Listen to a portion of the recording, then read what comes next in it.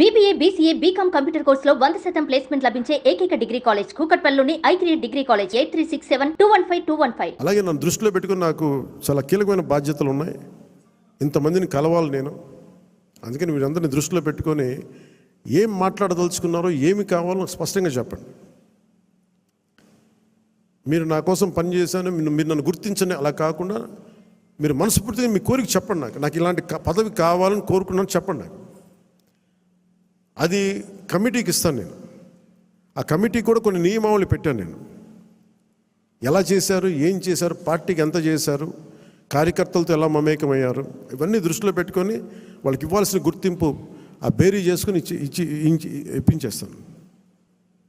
కానీ మీరు ఒక స్టీవ్ జాబ్స్ గుర్తుపెట్టుకోండి. ఏదైనా కావాలంటే మీరు అడగాలి. అడిగితే నేనేం చెప్తానంటే నేను ఫస్ట్ నేను నో చెప్పను ఎవరికి. చాలామంది నా దగ్గరికి వచ్చి చైర్మన్స్ కావాలి, టీటీడీ చైర్మన్ కావాలని కనీసం ఒక 50 మంది అడిగారు ఇప్పటికి నన్ను. ఒకటే ఫస్ట్ సంతోషం, మా ఇంట్లో వాళ్ళు ఒకళ్ళు అడగలేదు, అందుకని ఆనందంగా అనిపిస్తుంది. అంటే గతంలో వైసీపీ వాళ్ళకి మనకు కూడా ఇంట్లో వాళ్ళు వచ్చేసి మొత్తం బంధువులు అందరూ పనిచేసుకుని అంటే భయం వేసింది. మా ఇంట్లో వాళ్ళు అడుగుతారు కానీ సంతోషంగా ఎవరు అడగల. అందుకని నాగబాబు గారి పేరు వచ్చింది, అందుకని అంటున్నాను ఈ మాట. మా నాగబాబు గారికి అలాంటి కోరికలు లేవు.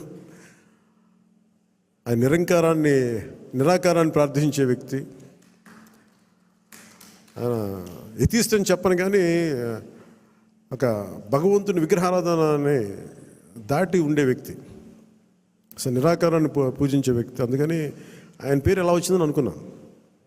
చాలా ప్రతిదీ కూడా మీరు అడగండి, నేను దానికి నో చెప్పను, నేను పరిశీలిస్తాను.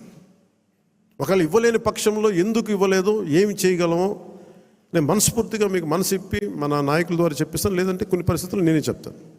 అందుకని దీని పెద్ద మనసుతో మీరు అందరూ అర్థం చేసుకొని మీరు అడగడం అయితే అస్సలు మీరు ఇబ్బంది పడదు. మీరు అడగండి మనస్ఫూర్తిగా. ఎందుకంటే నాకు ఏదైనా కావాలని నేను అడుగుతాను.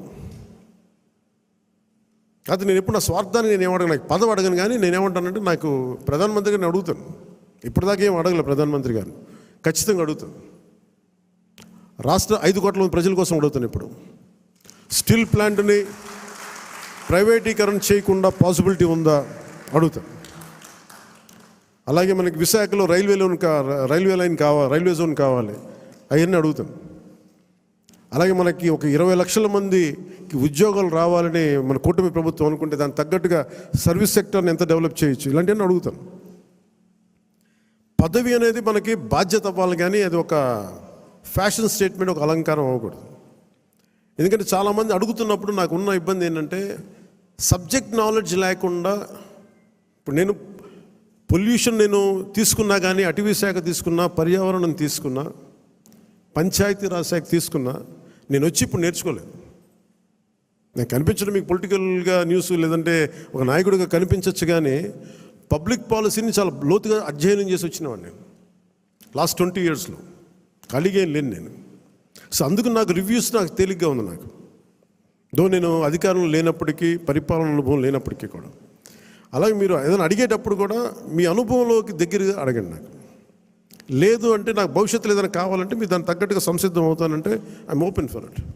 సో అందుకని దీని అందరూ పెద్ద మనసుతో మీరు అందరూ అర్థం చేసుకుంటారని చెప్పి. సుమన్ టీవీలో మీ పర్సనల్ అండ్ బిజినెస్ ప్రమోషన్స్ కోసం కింది నెంబర్కి కాంటాక్ట్ చేయండి.